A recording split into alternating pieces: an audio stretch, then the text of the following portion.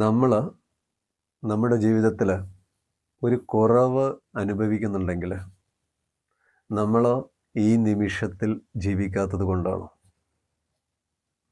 നമ്മൾ ചിലപ്പോൾ പറയാറുണ്ട്, എല്ലാം ഉണ്ടായിട്ടും, എൻ്റെ പ്രിയപ്പെട്ടവർ എൻ്റെ അരികിൽ ഉണ്ടായിട്ടും എന്തിൻ്റെയോ കുറവ് ഞാൻ അനുഭവിക്കുന്നുണ്ട്. എന്താണെന്ന് എനിക്ക് അറിയാൻ കഴിയുന്നില്ല, പറയാൻ കഴിയുന്നില്ല.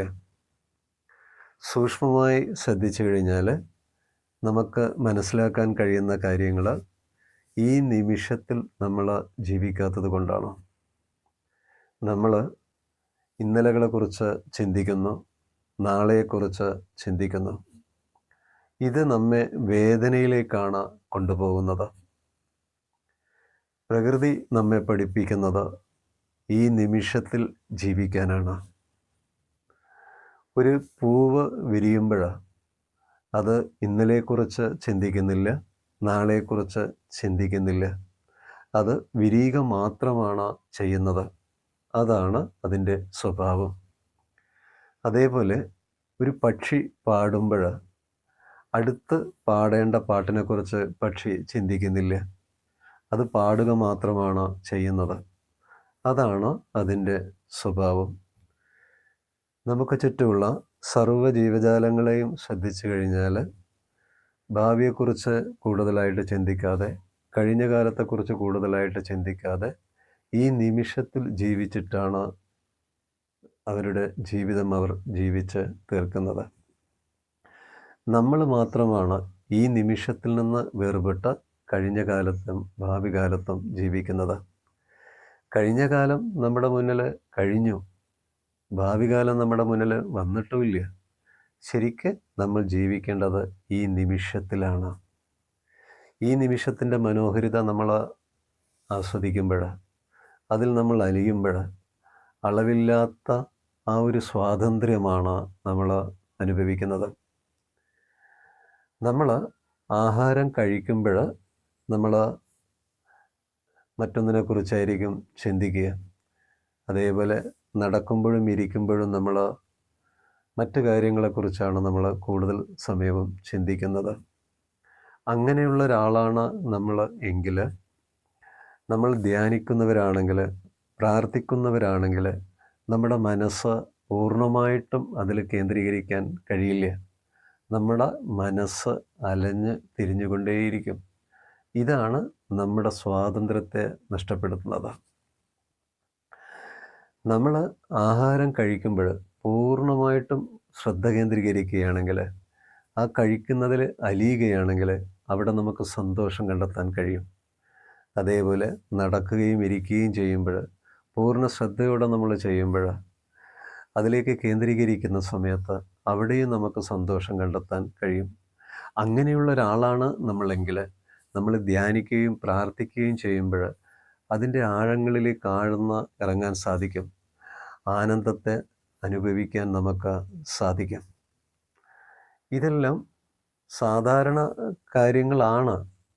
പക്ഷേ ഈ സാധാരണ കാര്യങ്ങൾ നമ്മൾ ചെയ്തുകൊണ്ടിരിക്കുന്ന സമയത്ത് പൂർണ്ണമായും മനസ്സ് അർപ്പിച്ച് ചെയ്യുമ്പോൾ അത് അസാധാരണമായ കാര്യങ്ങളായിട്ട് മാറും. ആ സമയത്ത് നമുക്കറിയാൻ കഴിയുന്ന കാര്യം നമ്മുടെ ജീവിതം അത്ഭുതം നിറഞ്ഞതാണെന്നാണ്. ഈ നിമിഷത്തിൽ ജീവിക്കാൻ കഴിയുമ്പോഴാണ് ജീവിതത്തെ ഒരത്ഭുതമായിട്ട് നമുക്ക് കാണാൻ കഴിയുന്നത്, അത്ഭുതമായിട്ട് നമുക്ക് അനുഭവിക്കാൻ കഴിയുന്നത്. അതായത് നമ്മൾ നടന്നു പോകുമ്പോൾ ഇളം കാറ്റ് വന്ന് നമ്മളെ തലോടിയിട്ട് കടന്നു പോവുകയാണ്.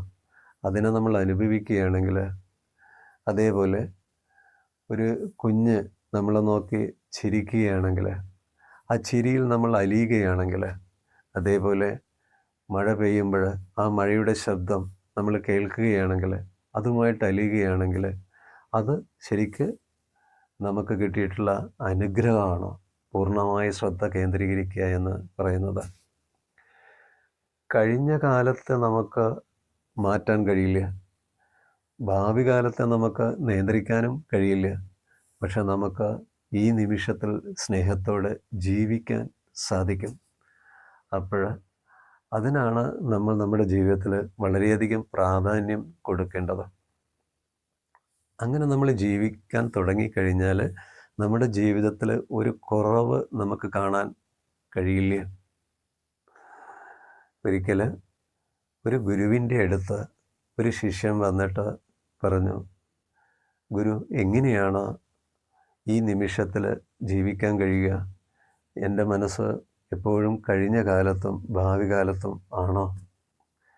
ഗുരു ആ സമയത്ത് ഒന്നും പറയാതെ ഒരു കപ്പ് ചായ ശിഷ്യൻ്റെ കയ്യിൽ കൊടുത്തിട്ട് പറഞ്ഞു, കുടിക്കുക. ശിഷ്യൻ ചായ കുടിച്ചുകൊണ്ടിരിക്കുമ്പോൾ ഗുരുവിനോട് വീണ്ടും ചോദിച്ചു, ഗുരു, എങ്ങനെയാണ് ഈ നിമിഷത്തിൽ ജീവിക്കാൻ സാധിക്കുക? ഗുരു ആ സമയത്ത് ഒന്നും പറഞ്ഞില്ല.